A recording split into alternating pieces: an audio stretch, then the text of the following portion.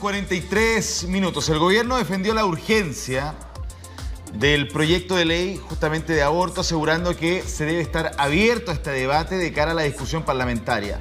Desde la oposición afirman que responde a lógicas simplemente electorales. Bueno, de esto queremos hablar con la diputada y exministra de Salud, Elia Molina. Diputada, ¿cómo está? Hola, buenos días. Gusto saludarlos. Igualmente, muchas gracias. Placer. ¿Cuál es su mirada respecto de la urgencia que le ha puesto el gobierno al proyecto de aborto? Siendo que este proyecto se presentó hace más de un año en la cuenta pública del presidente Boric el año pasado. Se dijo que se iba a avanzar en el proyecto, pero llega justo ahora en momento electoral.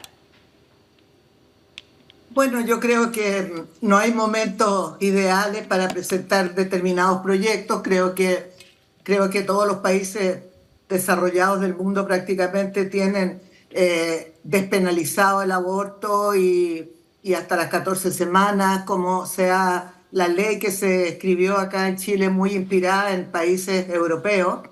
Es verdad que está muy cerca de las elecciones, tenemos hartas cosas todavía que aprobar en la Comisión de Salud y en la Cámara, pero yo creo que no hay por qué excluir temas que para algunos son tabú, pero que para muchos son temas de conversación habitual y que tenemos que discutirlo. Nadie está diciendo que depende de lo que diga cada diputado hacer los votos que va a tener afuera en las elecciones, porque ni siquiera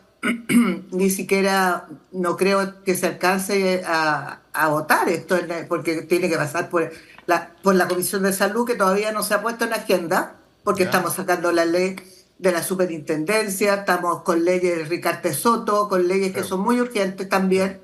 Ahora, el Ejecutivo pone la urgencia, no nosotros en el Congreso, y tendremos que comenzar una discusión que yo creo que todos los países tienen que darse. Y Diputada. En la legislatura no tiene que ver con que es a última hora o es a primera hora. Yo creo que han habido hartas urgencias, hartos temas sociales y hartos temas económicos importantes y de seguridad que se han tratado en la Cámara durante estos años y que justamente han tirado un poco a la cola este proyecto que, aunque no lo parezca, también tiene que ver con vidas humanas y tiene que ver con derechos de las mujeres y tiene que ver con el derecho de la sociedad a poner los temas sobre la mesa. Yo creo que eso no es excluyente de que hay urgencias, que las hay.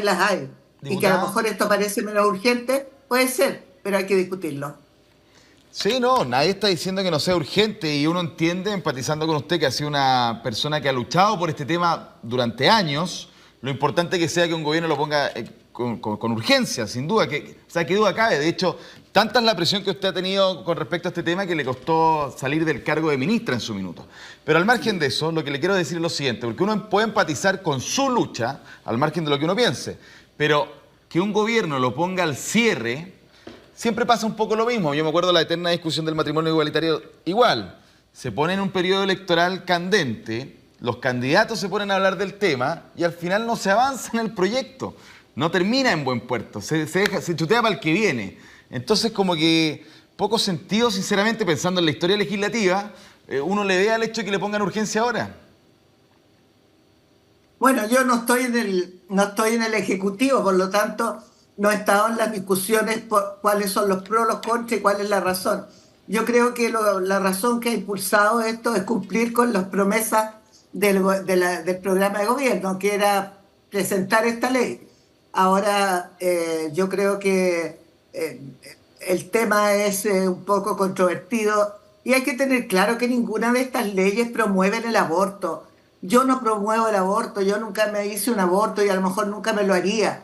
Pero ojo, ese es un tema individual, personal, libre albedrío, donde se escuchan todas las opiniones, pero no podemos legislar en base a lo que dice una iglesia u otra iglesia o grupos diferentes, sino que mirarlo como país, como sociedad, y ahí tendrá que tomarse la decisión correspondiente. Ahora, es verdad que estamos en periodo electoral y todo se puede prestar para hacer campaña. Exacto. Pero yo creo que este no es un tema de campaña, este es un tema profundo. Pero usted me imagino que quiere escuchar qué piensa José Antonio Kast sobre el tema del aborto, considerando que... Lo he escuchado muchas veces porque absolutamente, bueno, la extrema derecha sobre todo, se golpean el pecho todo el rato, son profundamente religiosos, pero a la hora de tomar decisiones nunca piensan qué hubiera hecho Cristo en ese momento. ¿Ah? Cuando votamos la PGU, cuando votamos las 40 horas, cuando votamos royalty, cuando votamos una serie de cosas que van a aportar a la calidad de vida y a la dignidad de las personas, la extrema derecha vota en contra. Entonces, ¿de qué estamos hablando? ¿Qué hubiera hecho Cristo? Yo se los digo a veces. ¿Qué hubiera hecho Cristo frente a esta decisión de votar a favor o en contra? Y son preguntas que yo me hago muchas veces y me ayudan a tomar decisiones. ¿Y qué hubiera hecho Cristo según usted en el tema de ¿Con aborto? respecto al aborto? No, yo creo que en ese tema nunca se trató porque eran tiempos antiguos donde no era que no existiera el aborto, las mujeres igual abortaban de distintas formas, pero no era tema para nadie. No, me imagino que traer a Cristo no es llevar a Cristo tampoco en su época de vida, 2000 años atrás, sino que hubiera hecho Cristo hoy día con respecto al aborto, ya que usted plantea que no es un tema religioso. ¿Qué hubiera dicho Cristo? Yo no puedo hablar por Cristo, yo solamente sé que Cristo hablaba sobre cómo fortalecer, ayudar a los pobres, cómo no transformar el templo en un mercado público, cómo no llevar todo al comercio, sino que Oiga, diputada, a mirar el amor de Dios. Sí, ahora yo creo que... Hay una mirada contraria de Chomalí, que es el arzobispo de Santiago, al proyecto de aborto, pero más allá de las miradas ideológicas, católicas o no, relacionadas a las convicciones personales de uno, ¿qué trae este proyecto de aborto? ¿Aborto regulado en semanas? ¿Ya no existirían causales? Sí. A ver, en la práctica, ¿cómo se baja el proyecto? El aborto viene como antes de las 12 semanas, se manejaría en el consultorio, en la atención primaria, con drogas orales, y después ya de las 12 semanas van a haber los centros hospitalarios de ginecología y obstetricia estarían disponibles. ¿Hasta Esto qué no semana? se trata hasta las 14 máximo. Hasta la semana 14. Ahora, hay evidencia empírica de que un feto en gestación entre los 12 y 14 semanas hay un corazón latiendo, hay un ser humano en formación. Lo es.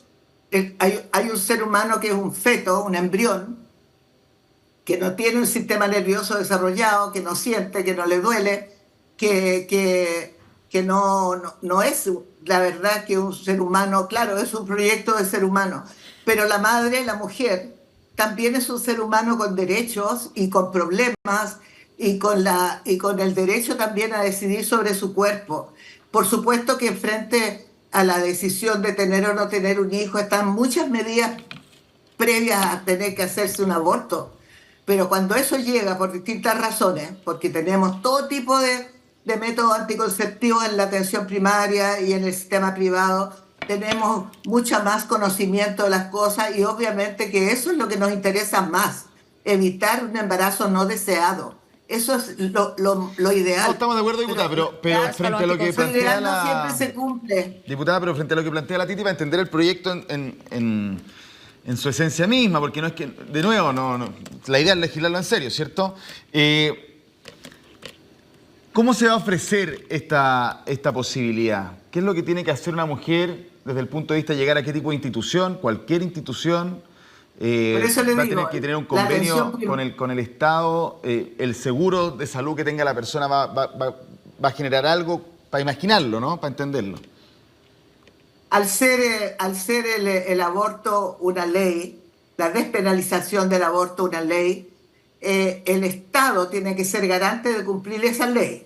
Para ser garante de cumplir una ley hay que identificar cuáles van a ser los focos de atención. En los embarazos muy tempranos en la atención primaria se pueden tratar porque se usan ciertas drogas abortivas, pero después de las 12 semanas ya donde hay que hacer un aborto de tipo más bien quirúrgico, un raspaje típico, ¿no es cierto? Sí.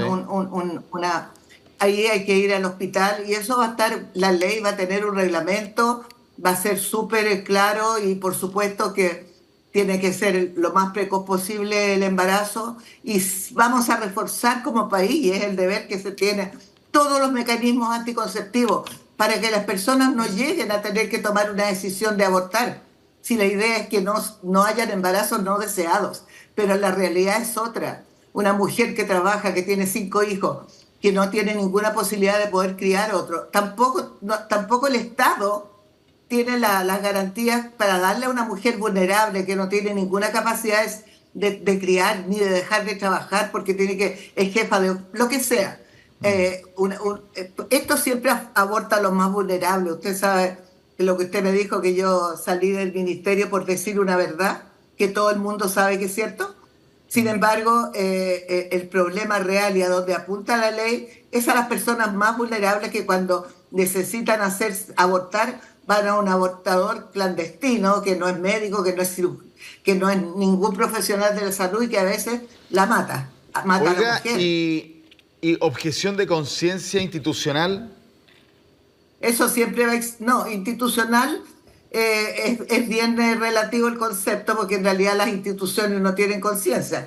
Son los seres humanos usted sabe que ha sido el debate eterno con respecto a las 3 causales.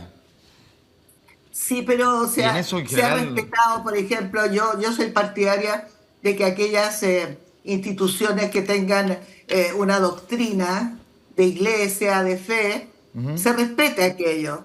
Pero eso sería todo, porque las otras instituciones no están basadas por criterios religiosos. Y de hecho, cuando yo dije que en las clínicas cuicas se hacían abortos, bueno, eso es una realidad, no sé hoy día, pero en el pasado que yo trabajé en muchas clínicas, es un tema, pero la gente que tiene plata hasta puede viajar a Argentina, donde el aborto es libre, te hacen aborto en cualquier parte. No estamos de acuerdo, pero es que mi pregunta tiene que ver, porque, insisto, estamos tratando de bajar un futuro, una ley.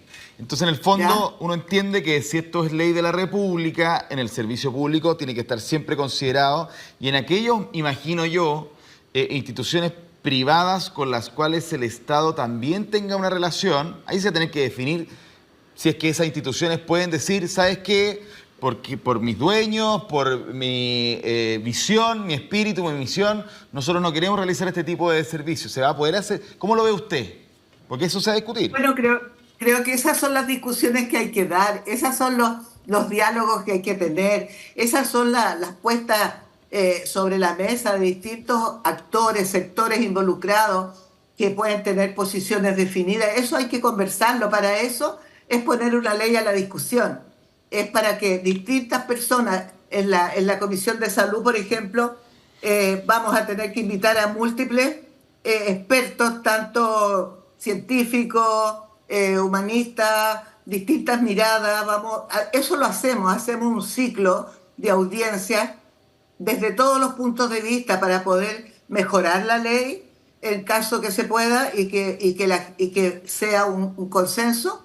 Y poder terminar con una ley que dé cuenta en forma más específica también los elementos que se extraen de un diálogo, pero es un diálogo amplio, es un diálogo donde hay que escuchar a las distintas personas, a las mujeres, hay que escuchar las asociaciones de mujeres, todas las sociedades científicas de pediatría, de obstetricia, en fin, académicos. Sí, es un debate, diputada, que se instala con fuerza a partir de la decisión del gobierno también de ponerle urgencias, pese a la resistencia que se ha manifestado en algunos sectores. Muchas gracias, diputada Elia Molina, por esta conversación. Que esté muy bien, que tenga buena semana. Muchas gracias a usted por poner el tema, muchas gracias por dejar hablar y por ser tan correctos en las preguntas, porque creo que esto hay que mirarlo con altura de miras. Usted esté en pro o en contra, no importa, pero cualquiera sea la posición, hay que dialogarlo en forma pacífica y con altura de miras, porque creo que las mujeres lo merecen. Muy amable, gracias.